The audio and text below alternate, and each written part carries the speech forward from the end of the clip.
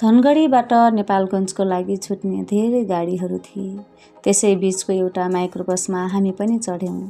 दशैंको माहौल भए पनि हामी चढेको गाडीमा जम्मा 4 जना यात्रु मात्र थियौँ। गाडी चल्नै लागेको थियो। एकजना वृद्ध लौरो टेक्दै आएर गाडीमा उक्लिए।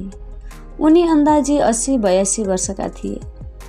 उनको साथमा अरू कोही थिएन। मैले सोधेँ, बुबा हजुर कहाँसम्म जाने हो? उनले म नेपालगञ्जसम्म जाने हो नानी भनेर उत्तर दिए।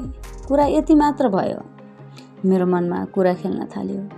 यी वृद्ध हिजो दशैं आज कहाँ जाँदै होलान्? तीर्थ हिँडेका जस्ता पनि देखिँदैनन्। कतै आफन्त कहाँ जान लागेको भए पनि साथमा कोही हुनुपर्ने। मैले सोच्दा सोच्दै गाडी झ्याप्प रोकियो। कर्णाली पुल नजिकै आइपुगेछ। गाडीमा 5 जना मात्र भएको हुनाले सहचालकले हामीलाई झारेर अर्को गाडीमा चढाउन थाले। मलाई मनमा रिस पनि उठ्यो। यहाँसम्म ल्याएर किन अर्को गाडीमा चढाउन थालेको होला? अब बस्ने सिट पनि राम्रो पाइँदैन। ती वृद्धको हात समाएर सहचालकले ऊ त्यो गाडीमा चढ्नुहोस् है बुवा भनेर छोडिदिए। गाडीमा चढ्ने मानिसको भिड थियो।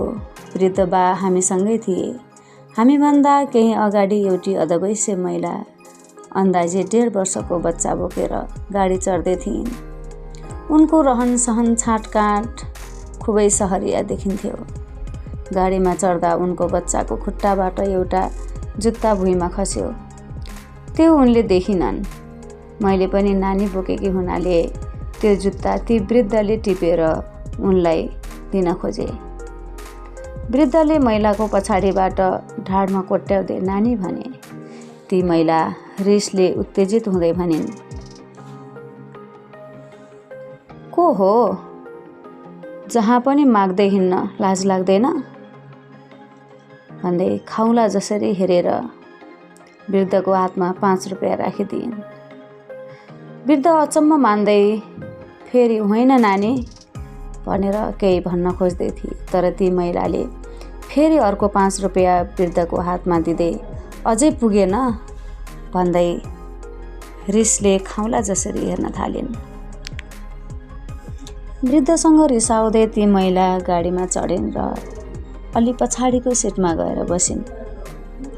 बिचरा ती वृद्ध निन्याउरो अनुहार लगाउँदै जुत्ता हातमै समातेर बसको सिटमा बसे। परिस्थितिलाई समयले आफै सम्हाल्छ सोचेर म पनि मौन बसे। बसले बर्दिया राष्ट्रिय निकुञ्ज छिचोल्दै कोहलपुर पुग्यो। ती महिला सुर्खेत जाने रहेछन्। त्यसैले उनी कोहलपुरमै झर्न थालिन्। बसबाट झर्दा बल्ल उनले आफ्नो बच्चाको खुट्टामा एउटा मात्र जुत्ता भएको देखिन्। उनले आफू बसेको सिटको वरिपरि हेरिन्। त्यहाँ जुत्ता नदेखेपछि बल्ल उनले होइन मेरो बच्चाको जुत्ता कता खसेछ भन्ने वाक्य बोलिन्। त्यो सुनेर मेरो नजिकै बसेका वृद्धले उठेर भने, यहाँ छ नानी तिम्रो जुत्ता।